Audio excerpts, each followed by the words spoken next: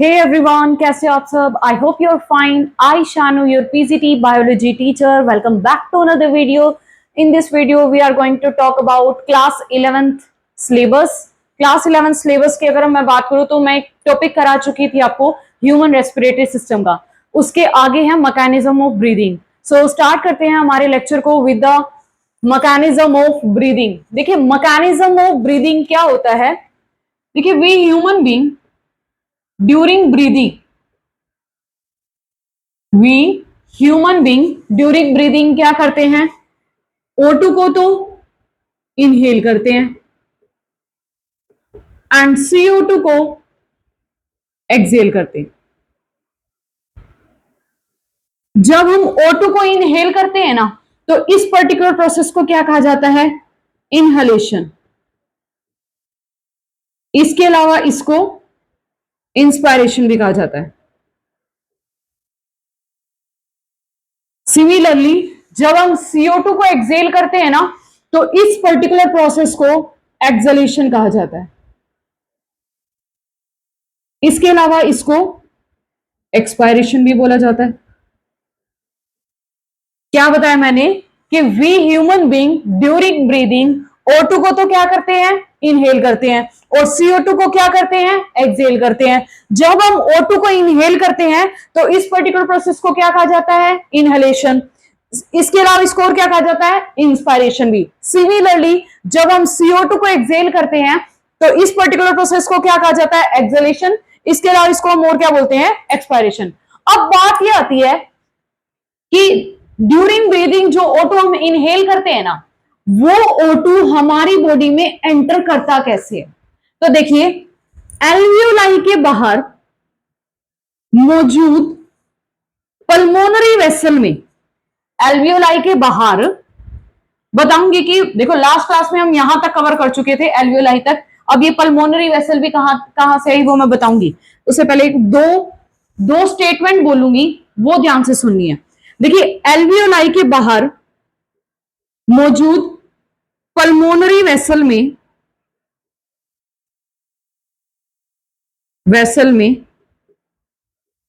जब प्रेशर क्या हो, lower, when the pressure inside the pulmonary vessel is lower than the atmospheric pressure, तब तो O2 क्या करती है, एंटर करती है। देखिए हमारी बॉडी में O2 कब एंटर करती है, जब पल्मोनरी वेसल के अंदर प्रेशर क्या हो, लो। किसके कंपैरिजन में, एटमॉस्फेरिक प्रेशर के कंपैरिजन में।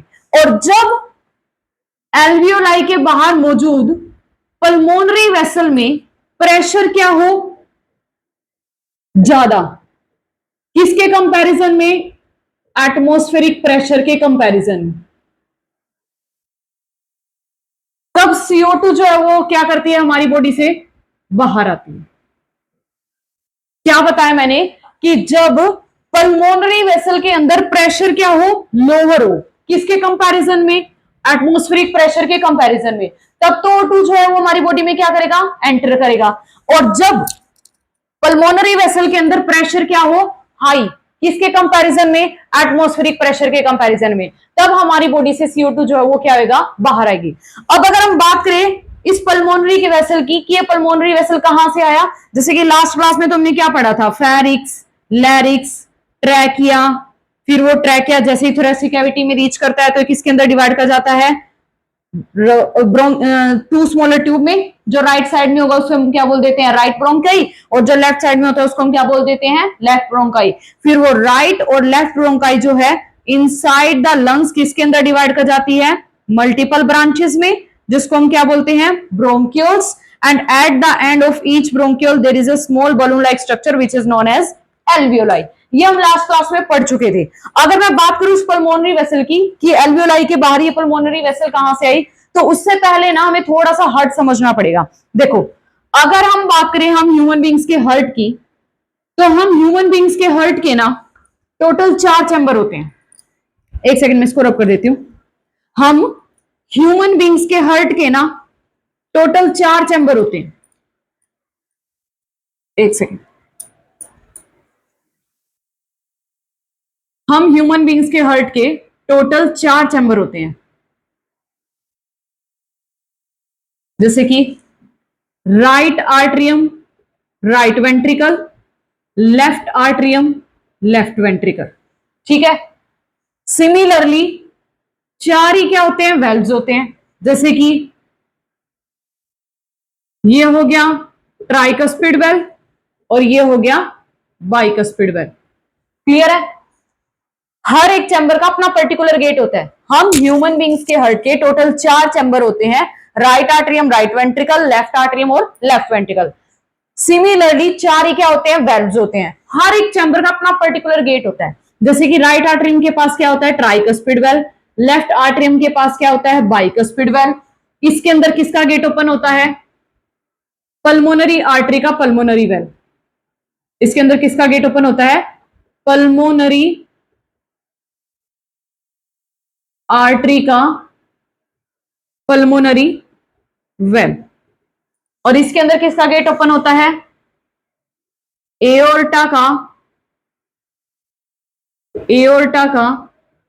एओर्टिक वेल्व, एओर्टा का एओर्टिक वेल्व। फिर देख, 2 वीना कावा होती है, एक सुपीरियर वीना कावा, एक तो होती है सुपीरियर वीना कावा और एक होती है इंफीरियर वीना कावा। सुपीरियर वीना कावा क्या करती है, हमारी बॉडी के अपर पार्ट से डीऑक्सीजनेटेड ब्लड को कैरी करती है और उसको हमारे हार्ट के राइट आर्टरियम में ला करके दे देती है, जैसे कि यहां ला दिया। और इंफीरियर वीना कावा क्या करती है, हमारी बॉडी के लोअर बॉडी पार्ट से डीऑक्सीजनेटेड ब्लड को कैरी करती है और इसको कहां ला करके देती है, हमारे हार्ट के राइट आर्टरियम के पास। देखिए डीऑक्सीजनेटेड ब्लड कैसा ब्लड होता है, डीऑक्सीजनेटेड ब्लड उस ब्लड को कहा जाता है जिसके अंदर हेमोग्लोबिन ने किसके साथ बाइंड कर रखा हो, CO2 के साथ। क्लियर है। और हेमोग्लोबिन क्या होता है, एक रेड कलर का पिगमेंट जो कि किसके अंदर मौजूद होता है, आरबीसी के अंदर। क्लियर है। RBC stand for red blood cell, red blood cell. Shape में कैसी होती है, बाइकनकेव होती है और इनके अंदर क्या होता है, एक रेड कलर का पिगमेंट जिसको हम क्या बोलते हैं, हेमोग्लोबिन, जिसको हम क्या बोलते हैं, हेमोग्लोबिन। और ये हेमोग्लोबिन जो होता है ना, ये हमारी बॉडी में O2 और CO2 की ट्रांसपोर्टेशन में हेल्प करता है, वो हम फर्दर क्लासेस में पढ़ेंगे। अब क्या हो गया, इस 4 चैम्बर होते हैं, 4 ही वेल्व होते हैं, जैसे कि ये ट्राइकस्पिड, बाइकस्पिड और ये पल्मोनरी आर्टरी का पल्मोनरी वेल्व, एओर्टा का एओर्टिक वेल्व। और 2 क्या होती है, वीना कावा, सुपीरियर वीना कावा और इंफीरियर वीना कावा। सुपीरियर वीना कावा क्या करती है, बॉडी के अपर पार्ट से डीऑक्सीजनेटेड ब्लड को कैरी करती है और उसको राइट आर्टरी में ला करके दे देती है।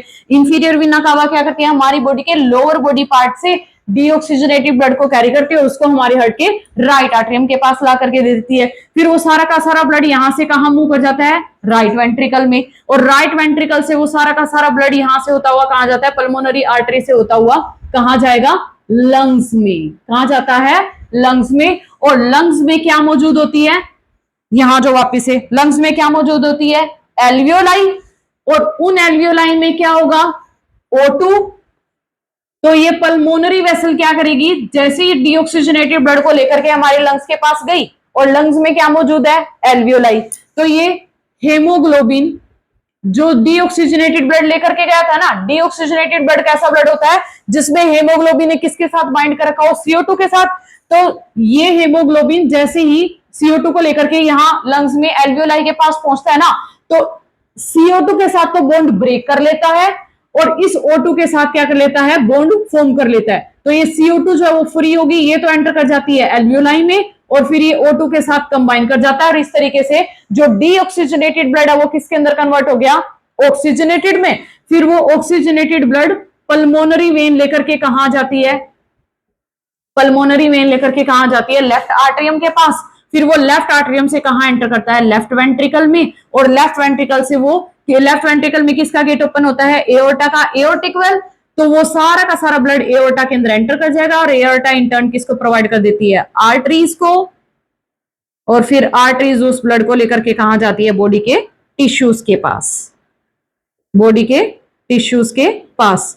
और फिर सिमिलरली और जैसे यहां ऑक्सीजनेटेड ब्लड गया, यहां सब ये सब समझाने का मतलब क्या था मेरा, बस इस पल्मोनरी वेसल का लेकर के समझाने था कि हमने लास्ट एल्वियोलाई तक पढ़ा था ना।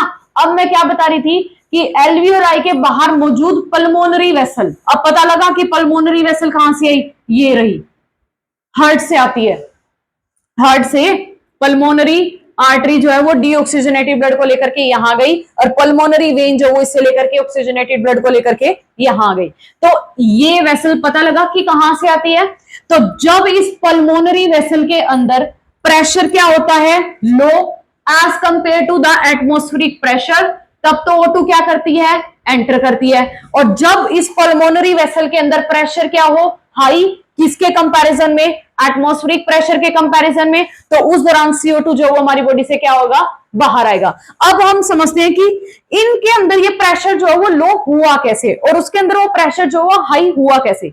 देखिए जब हम इनहेल करते हैं ना, जब हम इनहेल करते हैं, ड्यूरिंग इनहेलेशन, जब हम इनहेल करते हैं ना, यानी कि जब हम सांस लेते हैं, तो उस दौरान क्या होता है, ये जो हमारा डायफ्रागम है ना, ये क्या हो जाता है, कॉन्ट्रैक्ट हो जाता है। और जो रिब्स होती है ना, रिब्स और यहां स्टर्नम, ये क्या करता है, मूव करता है फॉरवर्ड डायरेक्शन में, जिसकी वजह से क्या होता है, जो थोरेसिक कैविटी का जो स्पेस होता है ना, वो इंक्रीज हो जाता है। And this overall increase in turn increase the volume of the pulmonary vessel. अगर किसी ट्यूब का वॉल्यूम इंक्रीज हो गया, एक सेकेंड, मान लीजिए कोई ट्यूब है, ठीक है, इसका वॉल्यूम पहले इतना था, और इस ट्यूब के अंदर मान करके चलो पानी फ्लो कर रहा था, ठीक है, पानी फ्लो कर रहा था।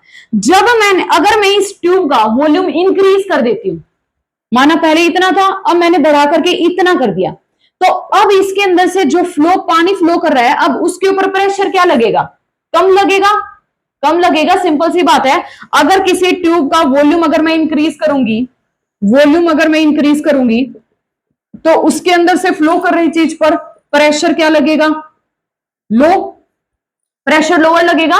सिंपल सी बात है, अगर हमारे घर में पानी की पाइप है, पानी की पाइप है और उसमें पानी फ्लो कर रहा है, अगर हम उस पाइप को ऐसे दबाते हैं, तो उसका वॉल्यूम क्या हो गया, दबाने की वजह से वॉल्यूम डिक्रीज हो गया, और वॉल्यूम डिक्रीज हो गया तो उसके अंदर से जो वो पानी फ्लो कर रहा है उसके ऊपर प्रेशर क्या लगेगा, ज्यादा, और प्रेशर ज्यादा लगेगा तो उसकी स्पीड जो अल्टीमेटली क्या हो जाएगी, हाई हो जाएगी, है ना।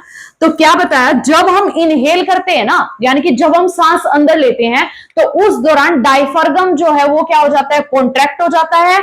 हमारी रिब्स और हमारा स्टर्नम जो है वो क्या करता है, मूव करता है फॉरवर्ड डायरेक्शन में, जिसकी वजह से जो थोरेसिक कैविटी का जो स्पेस होता है वो इंक्रीज हो जाता है। And this overall increase in turn increase the volume of the pulmonary vessel. और अगर वॉल्यूम इंक्रीज तो प्रेशर डिक्रीज, और प्रेशर डिक्रीज तो O2 विल एंटर। यही स्टेटमेंट पढ़ी थी हमने कि when the pressure inside the pulmonary vessel is lower than the atmospheric pressure, तो O2 will enter। O2 क्या करेगी, एंटर करेगी। और जब हम एक्सेल करते हैं ना, यानी कि जब हम सांस छोड़ते हैं, तो उस दौरान क्या होता है, जो ये हमारा डायफ्रागम है ये क्या हो जाता है, रिलैक्स हो जाता है। हमारी ये रिब्स और हमारा स्टर्नम जो है they move back to their original position, जिसकी वजह से क्या होता है, जो थोरेसिक कैविटी का जो स्पेस होता है वो डिक्रीज हो जाता है। This overall decrease in turn decrease the volume of the pulmonary vessel. यानी कि अगर ये पहले पल्मोनरी वेसल इतनी थी, अगर मैं इसका वॉल्यूम डिक्रीज करती हूं, यानी कि मैं इतना करती हूं, तो इसके अंदर से जो चीज फ्लो कर रही है उसके ऊपर प्रेशर क्या लगेगा, ज्यादा। वॉल्यूम डिक्रीज तो प्रेशर इंक्रीज, और प्रेशर इंक्रीज तो हमने क्या पढ़ा, CO2 जो है वो हमारी बॉडी से क्या हो जाएगा, बाहर हो जाएगा। क्लियर है। क्या बताया मैंने कि जब हम इनहेल करते हैं ना, इनहेल करते हैं, तो उस दौरान डायफ्रागम क्या हो जाता है, कॉन्ट्रैक्ट। रिब्स और स्टर्नम क्या करती है, they move in the forward direction, जिसकी वजह से थोरेसिक कैविटी का जो स्पेस होता है वो क्या हो जाता है, इंक्रीज हो जाता है। This overall increase in turn increase the volume of the pulmonary vessel. और अगर वॉल्यूम अगर इंक्रीज तो प्रेशर डिक्रीज, और प्रेशर डिक्रीज तो O2 विल एंटर। क्लियर है। सिमिलरली अगर हम बात करें एक्सेलेशन की, तो जब हम CO2 को एक्सेल करते हैं यानी कि रिलीज करते हैं, तो उस दौरान हमारा डायफ्रागम जो है वो क्या हो जाता है, रिलैक्स हो जाता है। हमारी रिब्स और हमारा स्टर्नम जो है they move back to their original position, जिसकी वजह से थोरेसिक कैविटी का जो स्पेस होता है वो डिक्रीज हो जाता है। This overall decrease in turn decrease the volume of the pulmonary vessel, और वॉल्यूम अगर डिक्रीज तो प्रेशर इंक्रीज। और हमने क्या पढ़ा था, प्रेशर अगर इंक्रीज, प्रेशर ज्यादा होगा किसके कंपैरिजन में, एटमॉस्फेरिक प्रेशर के कंपैरिजन में, तो CO2 जो है वो हमारी बॉडी से क्या आ जाएगा, बाहर आ जाएगा। क्लियर है इतना, यहां तक कोई डाउट? अब देखिए, तो अब पता लगा कि हमारी बॉडी में देखो, we human being during respiration जो O2 इनहेल करते हैं, पता लगा वो कब एंटर करता है, और CO2 जो हम एक्सहेल करते हैं वो कैसे बाहर आता है। तो O2 एंटर कब करेगा, जब एल्वियोलाई के बाहर मौजूद पल्मोनरी वेसल में प्रेशर क्या होगा, lower as compare to the atmospheric pressure. ठीक है, और CO2 कब बाहर आएगा, when the pressure inside the pulmonary vessel is higher than the atmospheric pressure. तो CO2 जो वो क्या हो जाएगा, हमारी बॉडी से बाहर हो जाएगा। और इसके अंदर प्रेशर कम कब होगा, प्रेशर कब कम होगा, देखो जब अभी इनहेल करते हैं यानी कि सांस अंदर लेते हैं, तो देखो डायफ्रागम क्या हो गया, कॉन्ट्रैक्ट, रिब्स और स्टर्नम क्या कर गई, मूव कर गई फॉरवर्ड डायरेक्शन में, और जिसकी वजह से थोरेसिक कैविटी का स्पेस क्या हो गया, increase. This overall increase in turn increase the volume of the pulmonary vessel, और वॉल्यूम अगर इंक्रीज तो प्रेशर डिक्रीज, और प्रेशर डिक्रीज तो O2 विल एंटर। सिमिलरली जब हम एक्सहेल करते हैं तो डायफ्रागम क्या हो गया, रिलैक्स, रिब्स और स्टर्नम क्या कर गई, मूव कर गई forward direction, sorry back, ribs और स्टर्नम जो है वो मूव कर जाती है टू देयर ओरिजिनल पोजीशन, जिसकी वजह से थोरेसिक कैविटी का स्पेस क्या हो गया, decrease, and this overall decrease in turn decrease the volume of the pulmonary vessel, और वॉल्यूम अगर डिक्रीज तो प्रेशर इंक्रीज, और प्रेशर इंक्रीज तो CO2 जो हमारी बॉडी से बाहर आ जाएगा।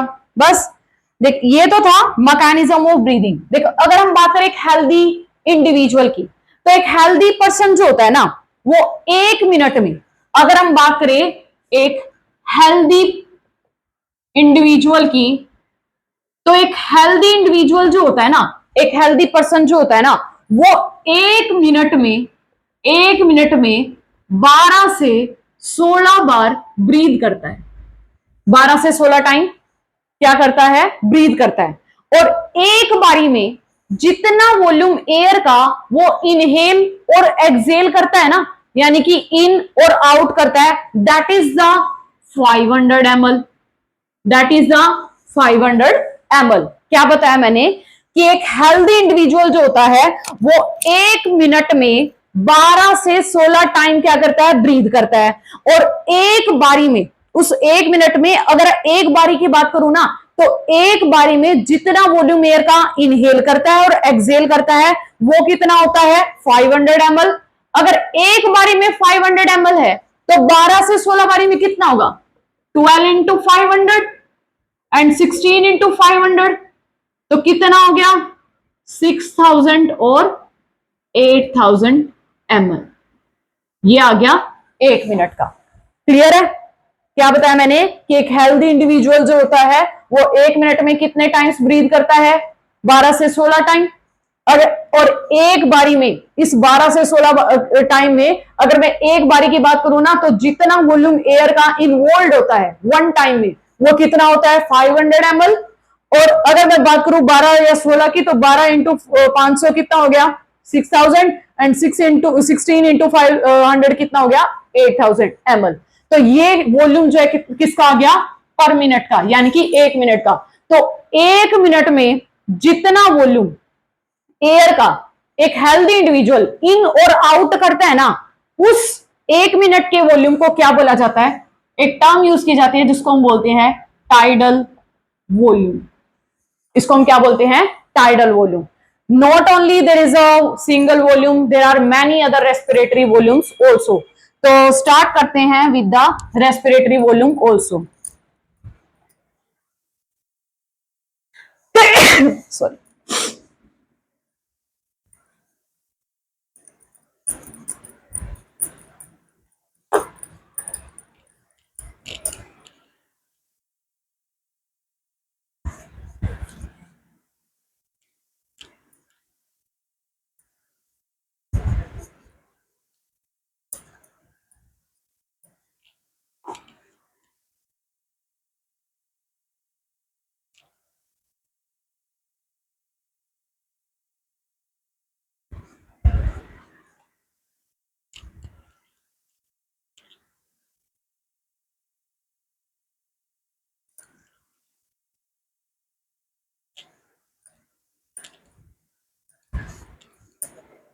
Now let's start with the respiratory volume and capacities.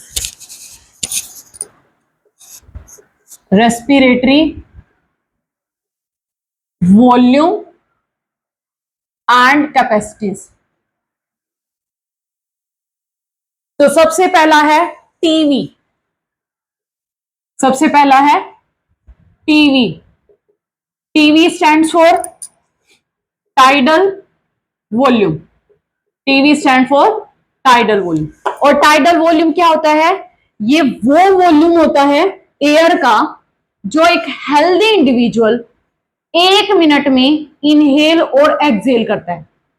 क्या बताया मैंने कि टाइडल वॉल्यूम क्या होता है? ये वो वॉल्यूम होता है एयर का जो एक हेल्दी इंडिविजुअल नॉर्मल रेस्पिरेशन के दौरान इनहेल और क्या करता है? एक्सहेल करता है, नॉर्मल की। ठीक है। टाइडल वॉल्यूम क्या होता है? ये वो वॉल्यूम होता है एयर का जो एक इंडिविजुअल नॉर्मल रेस्पिरेशन के दौरान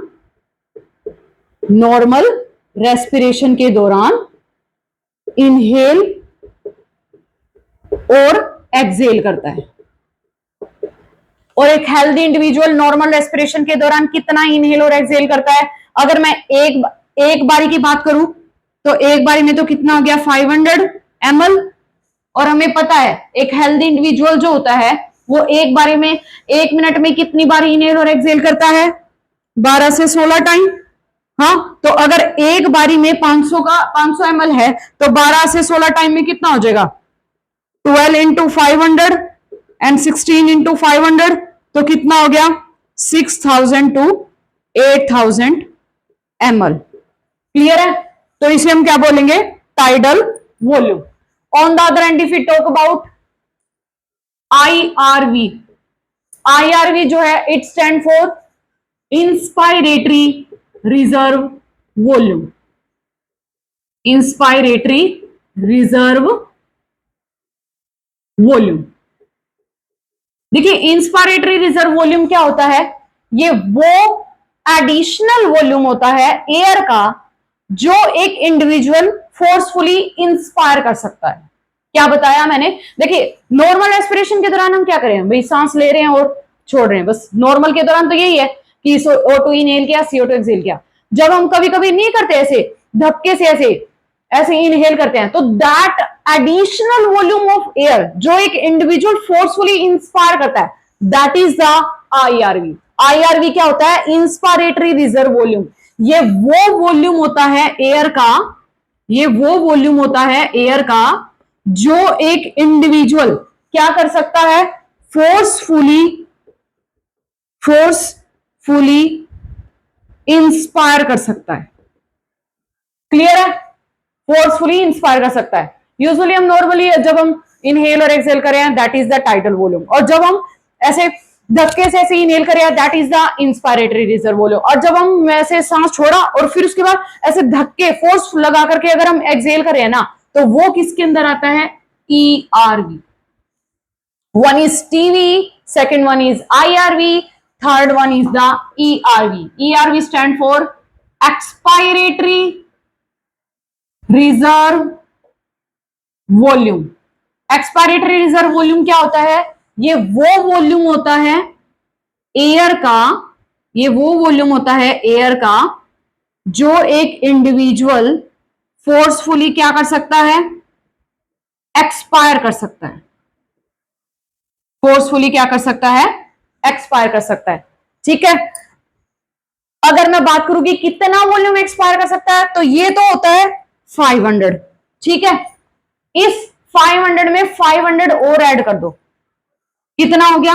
इसको एक बार छोड़ दो, वॉल्यूम को छोड़ो, एक और बताती हूं रेजिडुअल वॉल्यूम, फिर बताऊंगी वॉल्यूम क्योंकि कनेक्ट है एक दूसरे से। रेजिडुअल वॉल्यूम क्या होता है? देखिए यहां पर हमने क्या पढ़ा? टाइडल वॉल्यूम तो क्या होता है? ये वो वॉल्यूम होता है एयर का जो एक हेल्दी इंडिविजुअल नॉर्मल रेस्पिरेशन के दौरान इनहेल और एक्सहेल करता है। और इंस्पायरेटरी रिजर्व वॉल्यूम क्या होता है? ये वो एडिशनल वॉल्यूम होता है एयर का जो एक इंडिविजुअल फोर्सफुली क्या करता है? इनहेल करता है। और ये वो एडिशनल वॉल्यूम होता है एयर का, यानी कि एक्स्ट्रा वॉल्यूम होता है एयर का जो एक इंडिविजुअल फोर्सफुली एक्सपायर कर सकता है, एक्सहेल कर सकता है।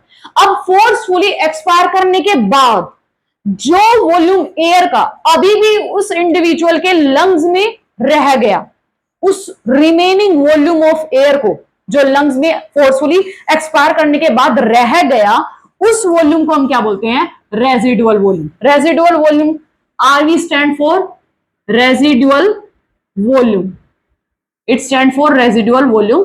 रेजिडुअल वॉल्यूम क्या होता है? ये वो वॉल्यूम होता है एयर का that remains in the lungs even after forcefully expiration। Clear है? यानी कि फोर्सफुली एक्सपायर करने के बाद भी जो वॉल्यूम एयर का अभी भी उस इंडिविजुअल के लंग्स में रह गया, that volume will be known as residual volume. अब आ जाओ इस वॉल्यूम पे कि कैसे याद रखें। देखो ये 500 हो गया, अगर मैं इस 500 में 500 और ऐड कर दूं तो कितना हो गया? 1000।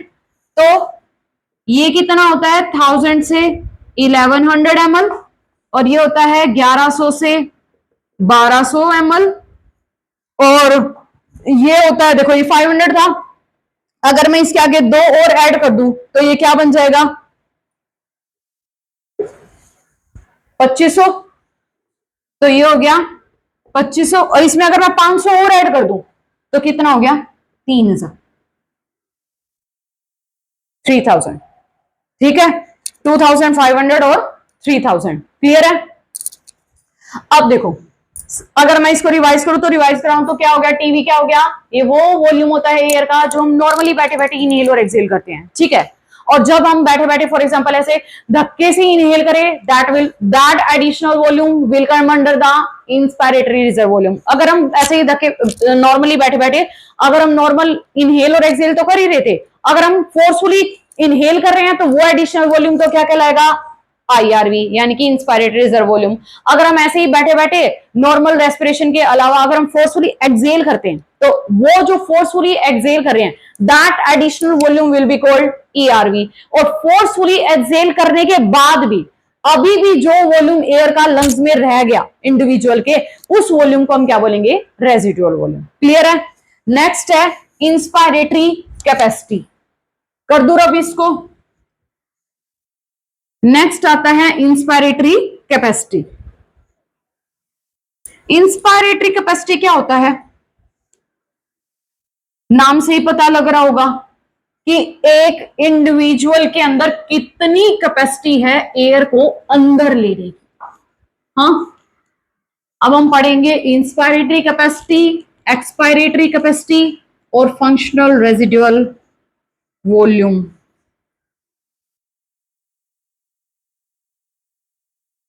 एक सेकंड इसको रख देते हैं।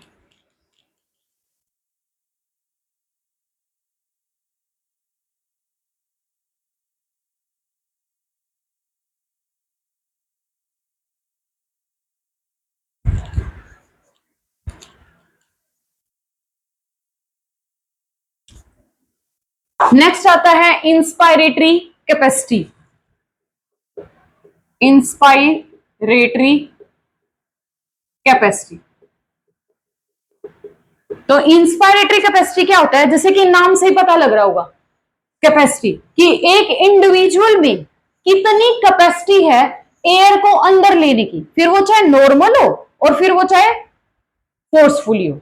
जैसे कि नॉर्मल तो किस में हम पढ़ रहे थे? टाइडल वॉल्यूम में ना, कि टाइडल वॉल्यूम क्या होता है? वो वॉल्यूम होता है एयर का जो एक इंडिविजुअल नॉर्मल रेस्पिरेशन के दौरान इनहेल और एक्सहेल करता है। ठीक है, तो इंस्पायरेटरी कैपेसिटी क्या होती है कि एक individual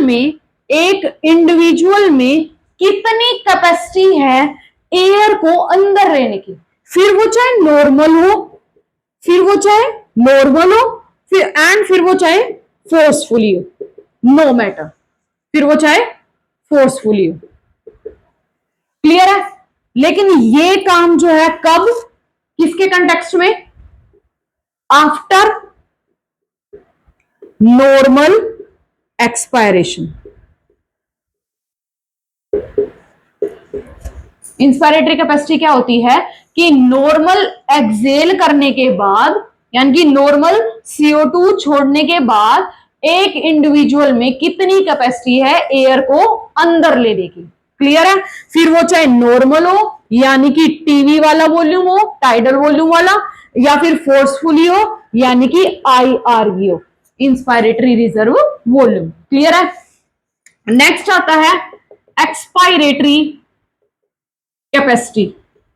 expiratory capacity, expiratory capacity क्या होता है कि एक इंडिविजुअल में कितनी कैपेसिटी है एयर को एक्सेल करने की, फिर वो चाहे नॉर्मल हो और फिर वो चाहे फोर्सफुली हो।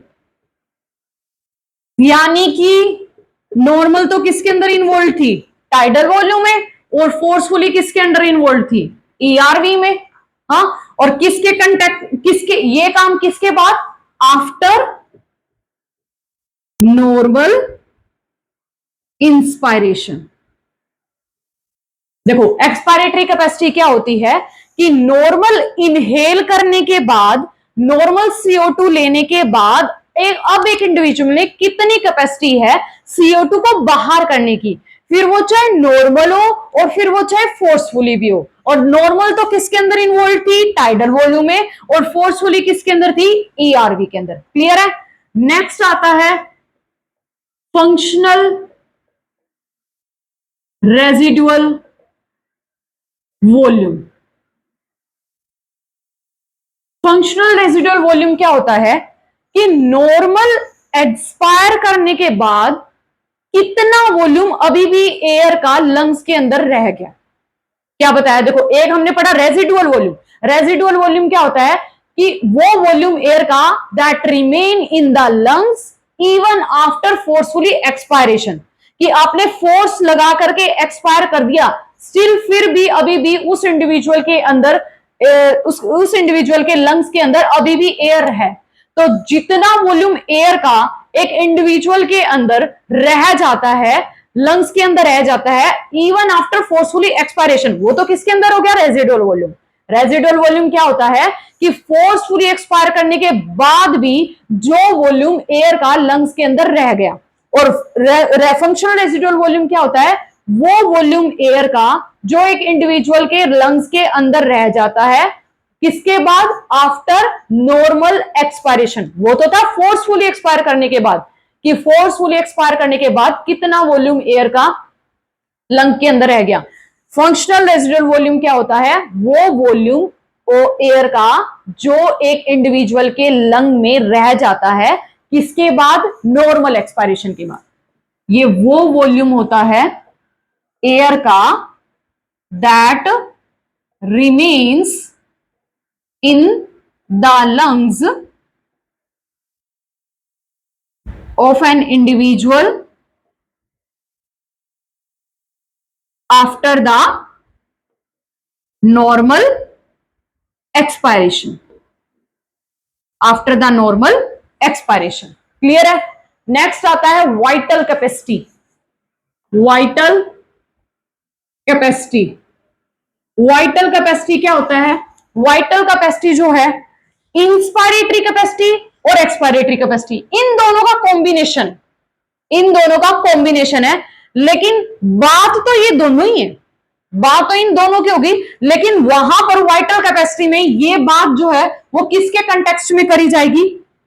फोर्सफुली। जैसे यहां पर क्या था कि एक इंडिविजुअल के अंदर कितनी कैपेसिटी है एयर को अंदर लेने की आफ्टर द नॉर्मल एक्सपायरेशन, ठीक है, और एक इंडिविजुअल के अंदर कितनी कैपेसिटी है एयर को बाहर करने की आफ्टर द नॉर्मल इंस्पायरेशन। लेकिन वाइटल कैपेसिटी में क्या है तो यही बात कि एक इंडिविजुअल में कितनी कैपेसिटी है एयर को अंदर लेने की और एक इंडिविजुअल के अंदर कितनी कैपेसिटी है एयर को बाहर करने की। लेकिन वो ये दोनों की दोनों बातें किसके कंटेक्स्ट में की गई है? फोर्सफुली। फोर्सफुली। यहां पर तो नॉर्मल थी ना, वहां पर वो बात किसके कंटेक्स्ट में की गई है? फोर्सफुली में, कि एक इंडिविजुअल में कितनी कैपेसिटी है एयर को अंदर लेने की, ठीक है। लेकिन फिर वो चाहे नॉर्मल हो, फिर वो चाहे नॉर्मल हो, और फिर वो चाहे फोर्सफुली हो, फोर्सफुली हो। लेकिन किसके कंटेक्स्ट में, किसके कंटेक्स्ट में? यहां क्या था? नॉर्मल, लेकिन आफ्टर फोर्सफुली एक्सपायरेशन, कि फोर्सफुली एक्सपायर करने के बाद अब एक इंडिविजुअल में कितनी कैपेसिटी है एयर को अंदर लेने की, प्लस कि एक इंडिविजुअल में कितनी कैपेसिटी है एयर को एक्सेल करने की, फिर वो चाहे नॉर्मल हो और फिर वो चाहे फोर्सफुली हो, लेकिन किसके बाद? After the forcefully